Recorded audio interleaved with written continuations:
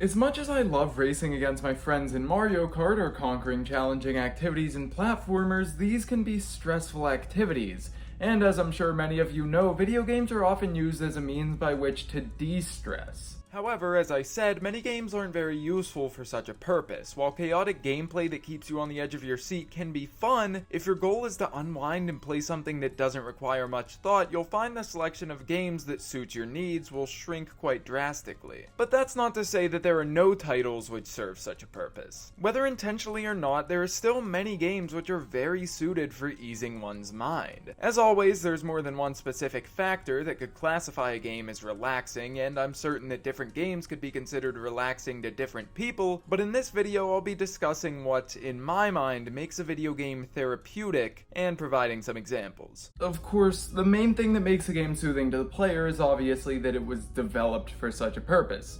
Perhaps the most prominent example of a game or franchise like this is Animal Crossing.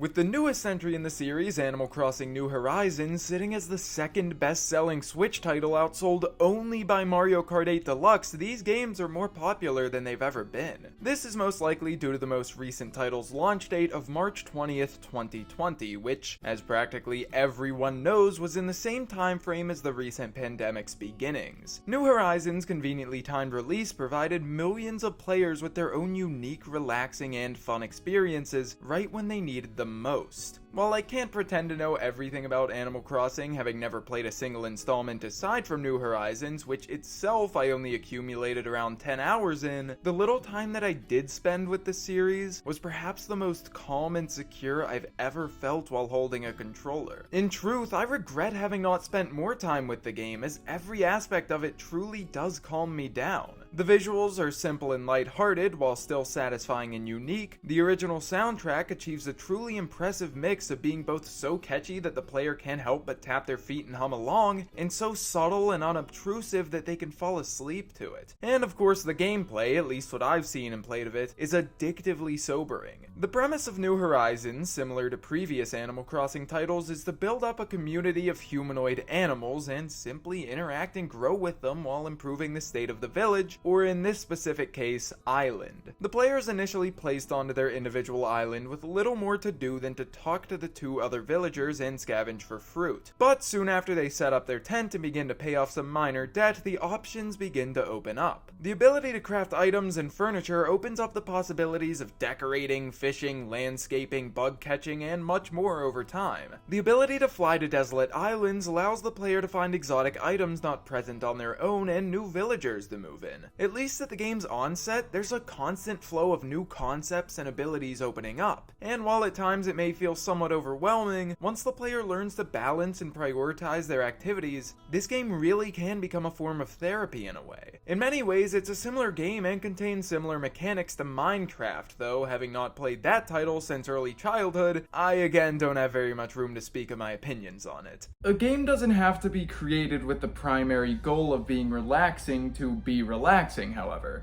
Take The Legend of Zelda Breath of the Wild, for example. This game is an open-world action-slash-adventure experience, which sounds far more exciting and grand than calming, and it is at first. When the player initially sets off on their journey through the ruined kingdom of Hyrule, typically they'll have a clear goal, whether it be conquering the shrines necessary to obtain the paraglider, attempting to locate Kakariko Village to progress the story only to somehow end up in Hateno Village like I did, or venturing to the Divine Beasts. Of course, the game is about freedom of exploration, and so upon leaving the Great Plateau, many might opt instead to simply explore the vast world around them and see what they can find. However, they can't yet do so peacefully due to their low health and power compared to the many monsters roaming about. Because of this, Breath of the Wild can actually be a very stressful though captivating game for quite some time, only becoming the peaceful experience I so often take it for after dozens of hours of strengthening Link to be able to explore Hyrule free of fear. Once the player is able to confidently go where they please without having to worry about dying to every strong stronger enemy they encounter, the exploring of this title's world becomes an extremely sedative activity. From groups of bokoblin or horses doing their best to survive to hidden settlements with scenic views, there are so many wonderful things to examine in Hyrule. With the game's signature serene piano music filling the silence, I find myself coming back to this kingdom frequently and finding places I haven't fully explored every single time. Because even if a player has uncovered every major area and activity in the game, if nothing else, they can always boot up the game just to roam free and search for some Korok seeds. In a way, Skyward Sword and The Wind Waker, two other Legend of Zelda titles, contain a similar sense of explorative freedom, with the formers coming from the sky and the latters the Great Sea. These two areas, while much smaller and less vast than the Hyrule of Breath of the Wild, are still very calmingly enjoyable to traverse. In both the sea and sky, sailing or flying around and discovering new unique islands in the distance was always seen by me as one of the most relaxing activities present in the entire Zelda series. There are also games which are soothing due to different reasons, such as music or art style, and what better studio to create such good-feeling games than Good Feel? There are other studios which create similar feeling games, of course, but the aforementioned Good Feel is responsible for both Yoshi's Woolly World and Kirby's Epic Yarn, two very calming and lighthearted platformers. Even if some levels within these titles are relaxing to play through, they do still require platforming, and therefore also typically require a decent amount of focus. So while I do love Good Feel's level design and gameplay, these games were made tranquil to me due to other reasons, those I mentioned earlier, music and visuals.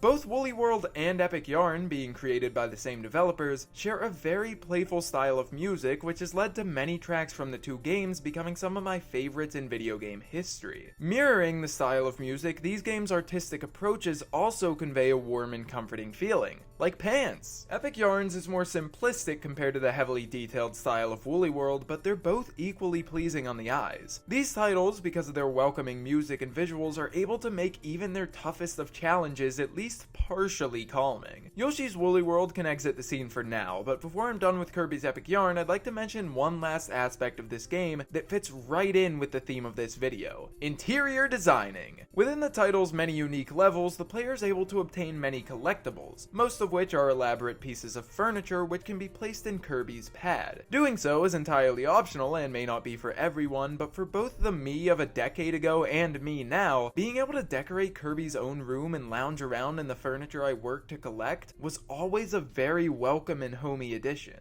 There's one last title I'd like to talk about, which, while requiring immense amounts of concentration and attention, is one that I always find myself playing when I have some time to kill before falling asleep. Picross, or more specifically in my case, Picross S. While I won't explain in detail the gameplay of the title, Picross S is a puzzle game which requires tireless counting, strict analyzing of patterns, and in general, a consistently sharp focus. As such, I can usually complete 3 or 4 puzzles in one sitting before my brain begins to shut down. I quickly noticed this becoming a pattern, and so I decided that if I ever found myself having a slow night where I was ready to sleep but not quite tired enough, I'd simply play a few Picross puzzles to tire my brain out. It's been a very soothing and rewarding activity for months now, although I did recently complete every puzzle the game has to offer, so I may or may not have to purchase Picross S too soon. I'm certainly a big fan of chaos, challenge, and stress in my video games, but every now and then, when I've had a long day and am simply looking to unwind, I'm very grateful for games such as those I mentioned today. Whether due to stress, exhaustion, or simply wanting to treat themselves to a relaxing evening, there are many reasons players adore games such as these, and it's nice to see that, whether intentionally or not, there's a consistent flow of titles which aren't defined by fast, exciting gameplay, but rather mellow and calm activities. Because as fun as Cuphead and Undertale both are, by no means am I always in the mood for their hectic nature. Exploring the vast world of Breath of the Wild, completing a few levels of Yoshi's Woolly World, or even getting back into Animal Crossing New Horizons, on the other hand, are things that I know I'll be able to enjoy to the fullest regardless of whether I'm wide awake or half asleep, excited or stressed, happy or sad. These therapeutic games, while far less plentiful than their action-packed counterparts, are truly commendable creations. Thank you all so much for watching.